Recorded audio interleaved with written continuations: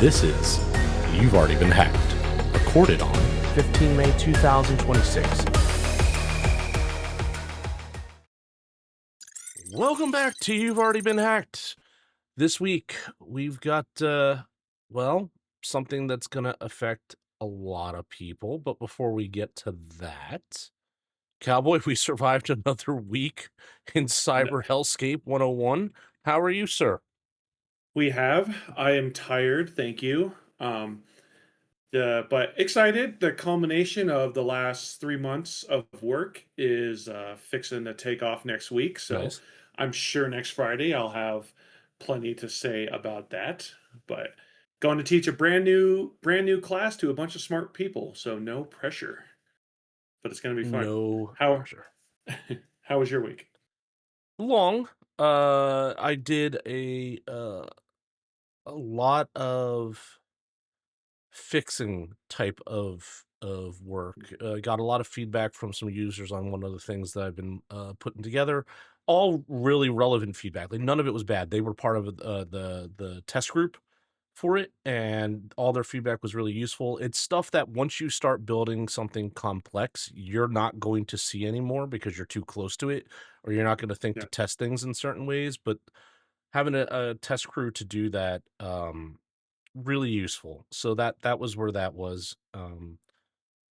And then as to the piece of software that I've been working on, and we've touched on it before. I'm not going to get into super details because I'm not going to give away IP for free on the podcast.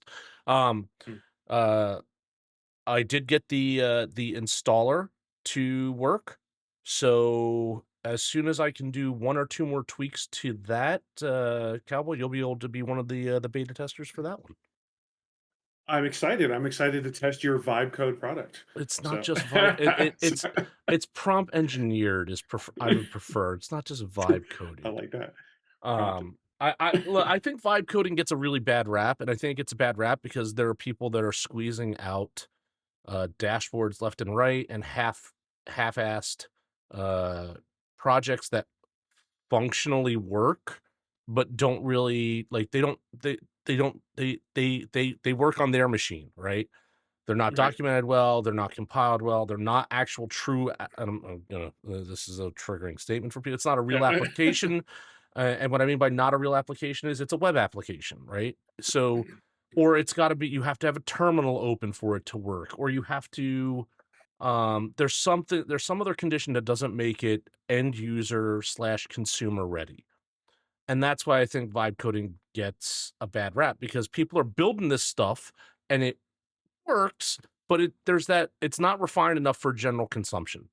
And that's the problem, and that's what breaks, not to mention the glorious security holes that most of them put in because of the type of things that they're offering. And I think if more people just put that, if they were going to do prompt engineered stuff, for software development, ensure you include either minimum secure viable product as part of your prompt or secure software engineering principles in your prompt. Those two things help a lot, believe it or not. Just stating those, and it adds a. I don't want to say it makes it perfect. That'll be another triggering event for our software engineers out there. And I'm not trying to trigger you guys. Calm down. Just take your calm drink. I'm not trying to cause a holy war here. It will really mitigate some of the more egregious, just non-caring security holes that can come up in vibe coding. And then you have to worry about the harder stuff, which is then when you do your quote unquote red teaming against your own product to see if it's secure enough for if those are concerns that you have. Yeah. So that's my two bits. There you go. Yeah. Sorry, everyone. I have successfully rage baited the A little bit. I professor. didn't get on my soapbox though. I was not angry. I was not hot. I was trying to stay calm and professional that time. Okay. In our top story, hackers exploit auth bypass flaw in burst statistics WordPress plugin. We've talked about a problem with WordPress before, and yet here's another one. This is why our site has moved off of WordPress completely. Hackers have been exploiting an authentication bypass vulnerability in the burst statistics WordPress plugin, which is used by around 200,000 websites. The flaw tracked as CVE 2026-8181 allows attackers to impersonate known admin users during REST API requests and create rogue admin accounts.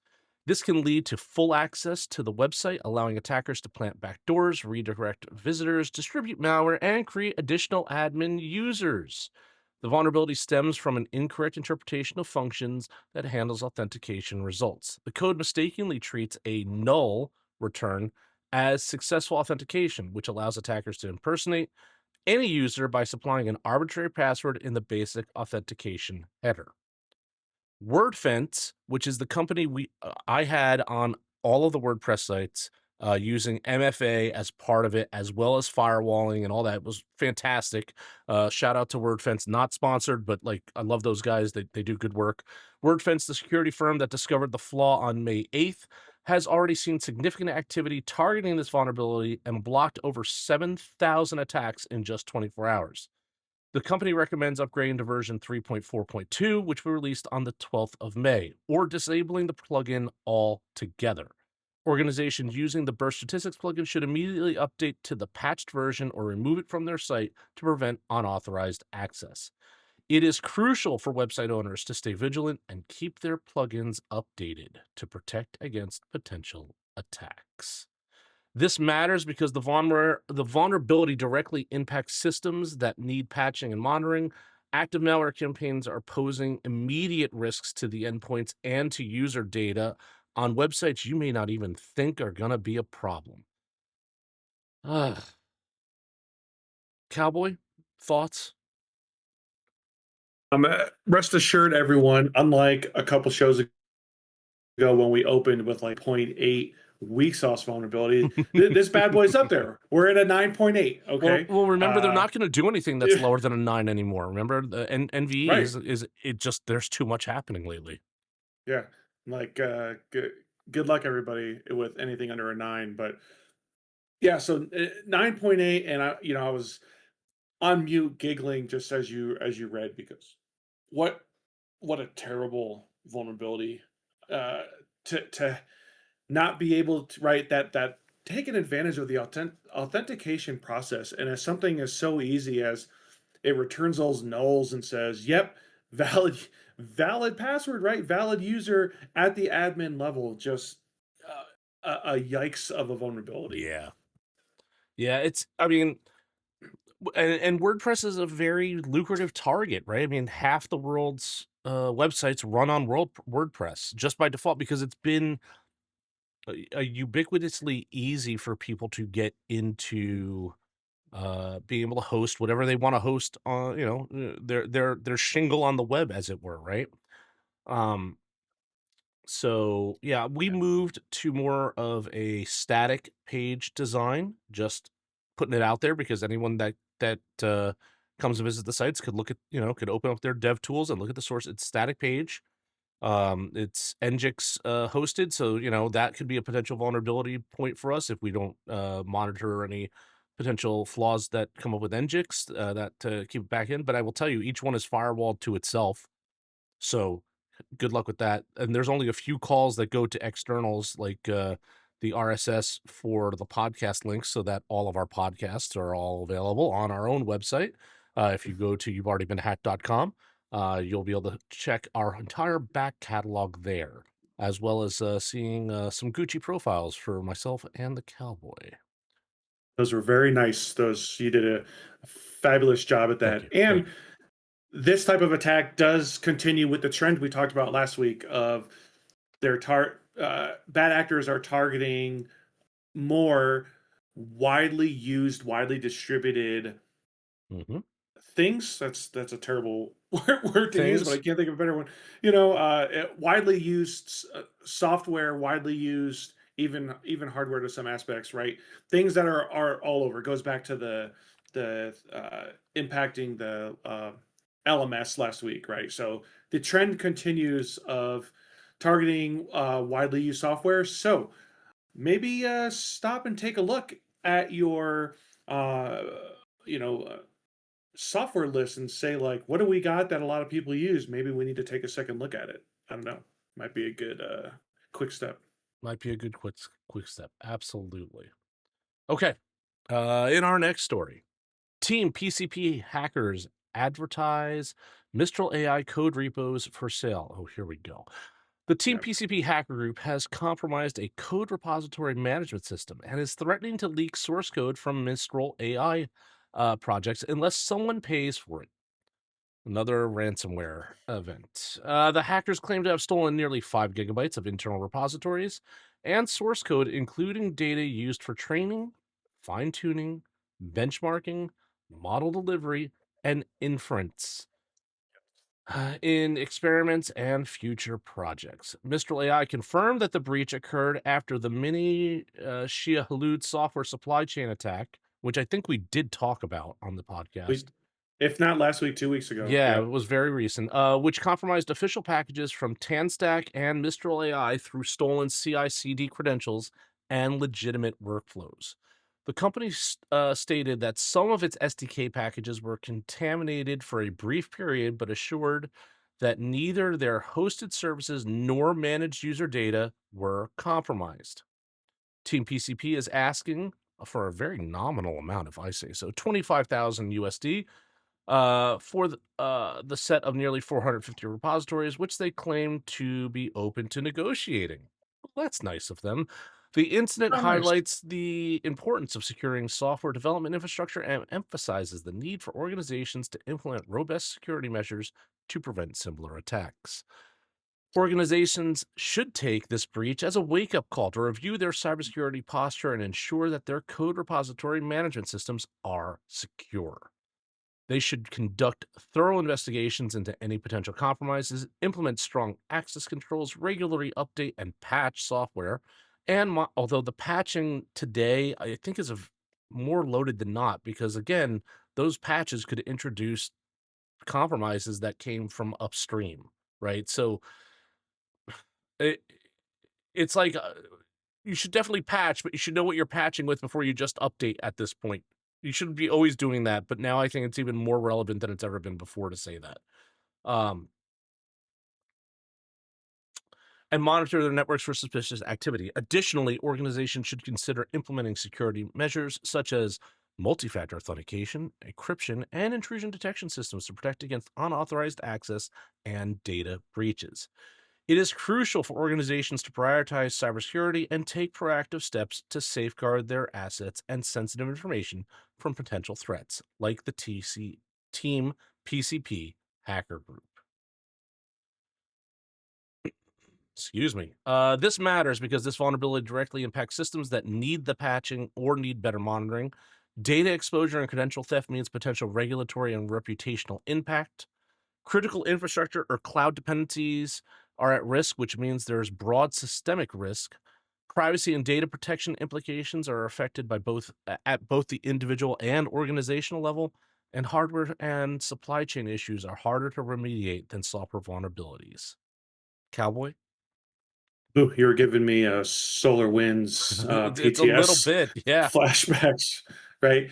And remember, folks, if you don't remember CI/CD, continuous integration, continuous delivery, or deployment, um, uh, I'm shocked by such a cheap Yeah, asking price. it's That very is nominal. That's not even cost of even doing worth your business for time. some. Yeah, That's like a rounding error for some bigger companies.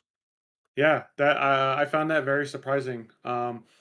Little bit about Team PCP. They are a financially motivated cyber criminal group operating as a large scale cloud native platform. They specialize in worm driven attacks and get after APIs and CI CD pipelines, trying to get those credentials, deploy ransomware, and supply chain attacks specifically, and looking at weaponizing AI infrastructure, specifically AI pipelines like Light LLM, and hence this particular. Uh, Attack, right? And like, boy, I almost am like, hey, Mistral AI, maybe just throw all that out and start again Yeah. completely, Well, I mean, because even if you get it back, like, I wouldn't trust any of that anymore. Like the poison models they could sneak back in, I don't even want to mess with it, right? Like, just and Mistral's do a better. Mistral is one of the big frontier providers coming out of Europe. They're I would Hmm. say I don't wanna, again, not trying to cause any shade or flame to anybody. Mistral, though, is generally considered the flagship provider coming out of the European Union, at least from what I have read and understand, and if you disagree, please put it in the comments. I am happy to take that input from anybody. Whereas, you have your Anthropic and your wow, brain stopped for a Friday night, folks. You have OpenAI and your Google Gemini here in the States, and then you have Quinn and Alibaba for China. Mistral is kind of like the European version of those. So yeah, for them to have their repository is compromised, I think is a pretty significant deal because you're absolutely right. The models themselves could be poisoned now. I wouldn't throw your models out, obviously. But I would be very skeptical about using any of that data that comes back. 100%. Yeah, that's ouch. So I feel for them. I feel for them. Um, But they should be listening to the podcast because we've been talking about this for a couple months now. So, so you know, he- protect protect your sources, right? Your supply chain and protect your development stuff. in More and more we're seeing it. in the thought process of, hey, have we talked about this before? Yeah, we talked about it a couple of months ago. That sort of thing. I am going to be setting up with the use of an LLM, locally hosted, folks. You should definitely be locally hosting if you have the hardware to do so. I fully recommend it. Um, Something called an LLM wiki, which is been a little bit in the past few weeks in the Reddit sphere on an interesting way to conduct LLM memory, which allows you to build a corpus of information that the LLM can then use specifically. So what I'm going to do is I'm going to take our past show notes and create an LLM wiki so that as we produce the notes for the next week, if we've hit on something in the past, that reference will be very clear and transparent on what date we did and what was occurring. And if we want to talk about that, we'll have some more information as opposed to trying to trove through all the old stuff by hand. Um, I don't know exactly when I'm going to get that set up, but it's on the Kanban board to have that added to our capabilities in the digital SOC. So that should be sometime here in the near future. TM. I think I'm It's going to make a fantastic. T-shirt for us that's near future TM or TBD. Something like that. I I like it. I'll wear the heck out of it. I'm gonna need a t-shirt and a sleeveless. Absolutely. But funny enough, speaking of that, the last time I believe we talked about Team PCP was either in December of 25 or January of 26 when a TAN, the CVE 2025 29927, which was a TAN, which was your React to shell vulnerability, That's right? right. In Next.js that we talked about, that was these cats. So Oh, so they're they're definitely looking on the frontier edge of stuff. Interesting. yeah, and they regularly team with Lapsus, who we've definitely talked about, Mhm. and a few the Vect ransomware group, a Russian-speaking ransomware as a service, who by the way gives 80 to 88% of the profit shares to their affiliates. So this is beyond just a pyramid scheme. Like these actors got, I don't want to say legitimate business, but like seeing what it's become has been quite the show, right? To see they're franchising Yeah, out their but ransomware, right? but They're the again, McDonald's of ransomware. why are they so cheap for this Yeah, particular like, I'm still that kinda struck by the low like, you can't tell me that it's become not lucrative anymore to be on that side of the equation. no way. So I'm I just think somebody mistyped when they sent the ransomware note. oh, that would be Like funny they're too, right? like, dude, you're 2 zeros short. Like you're off the team. And in that world, that can mean something wildly different than what it does everywhere else. So, Yeah. yeah, okay, all right. On to our next one. Red Hat has outlined sovereign AI strategy amid growing regulations and control concerns. Red Hat is addressing growing concerns over regulation and control in the AI industry with a new sovereign AI strategy. This move comes as various countries start to establish their own rules for AI development and use. The technical details of this strategy are not yet specified in the article that's been provided. However, it is mentioned that Red Hat aims to help organizations navigate the regulatory challenges while still leveraging AI technology effectively. That was my commercial voice. This strategy matters because AI has become a crucial component of many businesses and industries. As such, ensuring proper regulation and control over its development and use is essential for maintaining trust and security throughout the industry. To address this issue, Red Hat recommends that organizations take steps to understand and adapt to new regulatory requirements. They should also be prioritizing transparency and collaboration with stakeholders to ensure that AI systems are developed responsibly and ethically. Additionally, investing in cybersecurity measures can help to protect against potential vulnerabilities or threats related to AI technology. Well, something that you should be doing about this, if this is the world that you're playing is you should be reviewing AI tool security policies and access controls. You should be monitoring for AI related attack techniques in your threat intelligence feeds. You should be reviewing relevant government security advisories and compliance requirements. You should be updating your security posture to align with emerging regulatory expectations. And if you're not doing all that, you should be listening to this podcast because you'll probably hear about it here. Cowboy? Yeah, definitely. I know we've hit on Red Hat getting after this before, and we continue to applaud your efforts. Kind of giggle at helping navigate compliance requirements because there kind of really still aren't any. Um, like transparency is more a request than a law currently. Here in the United States, every state is different. Some have some don't.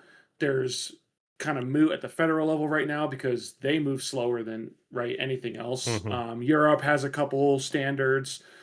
So it really just comes down to your typical like, sure, be transparent. Like, well, somewhat, right? You don't want to give them keys to the kingdom to poison these things.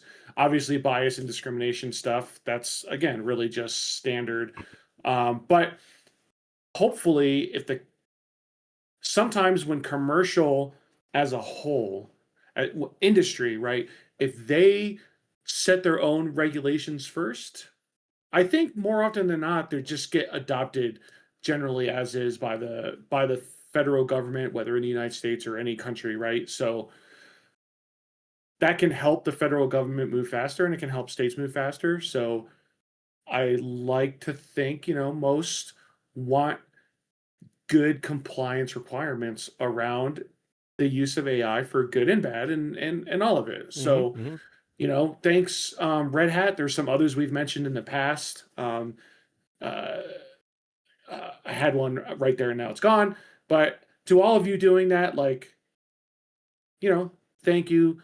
Tip of the spear, tip of the AI spear, lead the way. All hail our AI overlords. Well, here's the one thing too with all of this AI regulation that's coming out, which I'm all for. I think that responsible and ethical use of AI is good. However, because there is such a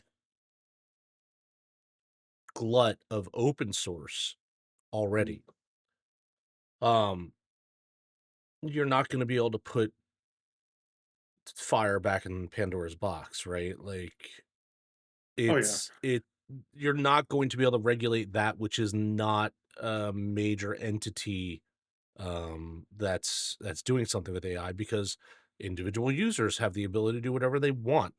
I don't think I don't know if I'm sure there has to be regulators that are smart enough. I know some of these guys and I know they know what they're doing, but there are so It's a many tough problem. there's so many uncensored models already in existence that you're not going to be able to stop the unethical use of AI.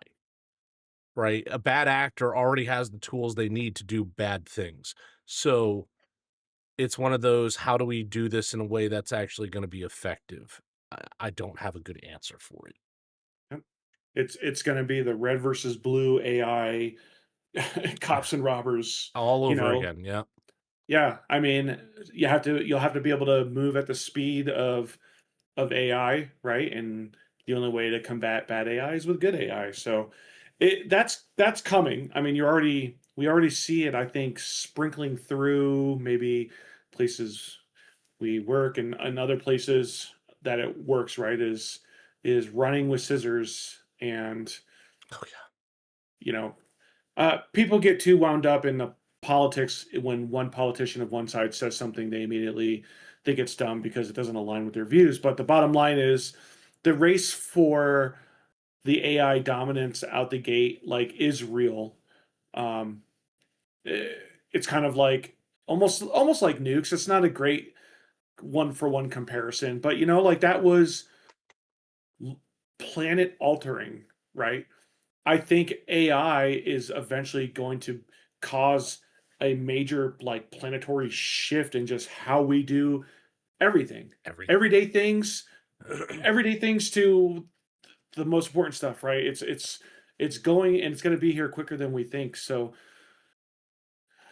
again, Yeah. I'm glad at least like we're uh good people are trying to get after it as fast as they can, and I'm just thankful for that because that's not always the case. Isn't that the truth? Okay. In our last story for the evening, a ransomware attack using the mimic slash pay to key variant, which encrypts files with the .ver_tu random string extension, has occurred. Victims have reported the incident on Bleeping Computer forums. The ransomware encrypts files and demands payment in cryptocurrency to decrypt them. It is believed to exploit vulnerabilities in certain systems or applications, but specific CVE numbers have not yet been identified or disclosed. So this is something that's still brewing. Don't know what its vulnerability score level will be. Maybe this will be, a 6. Who knows?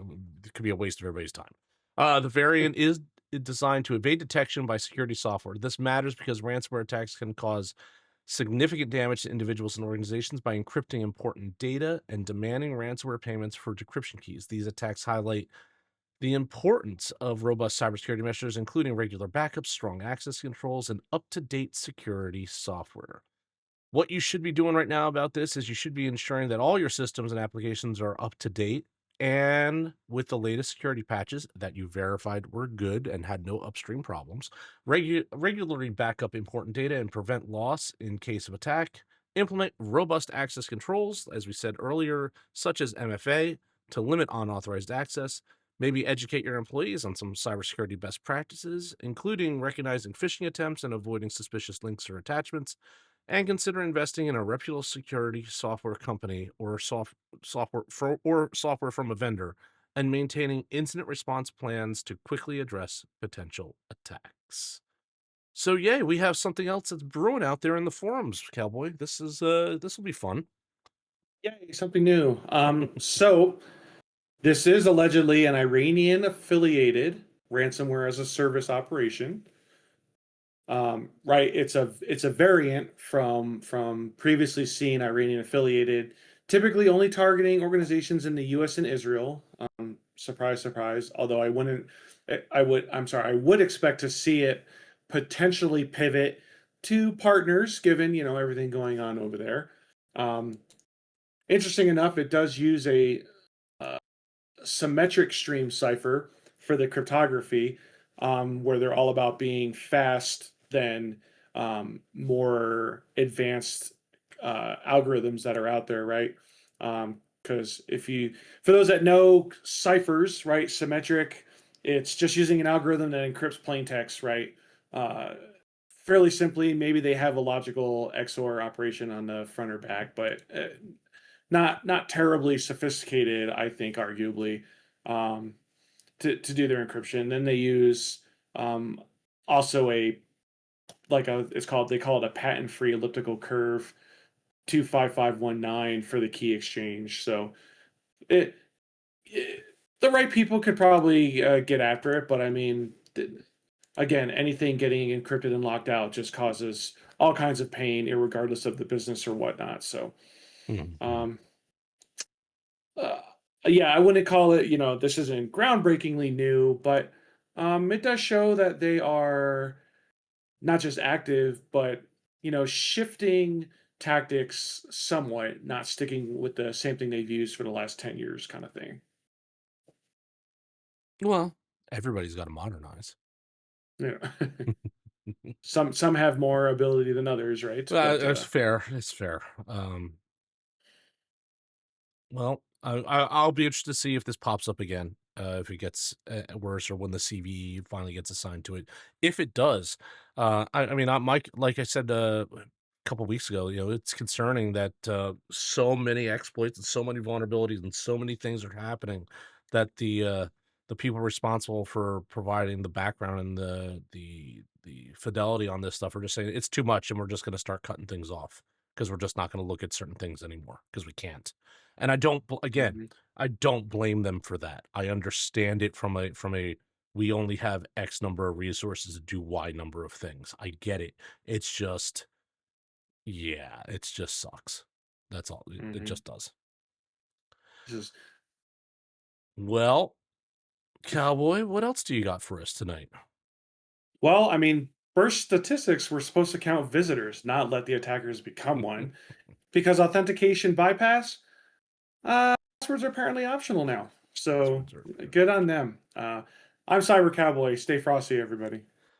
And I'm the professor of CyberRisk. That's all the news for this week, and we'll talk again soon. If you like this podcast, share it with your colleagues and friends. Your support is how we are able to continue to make this content. Thank you.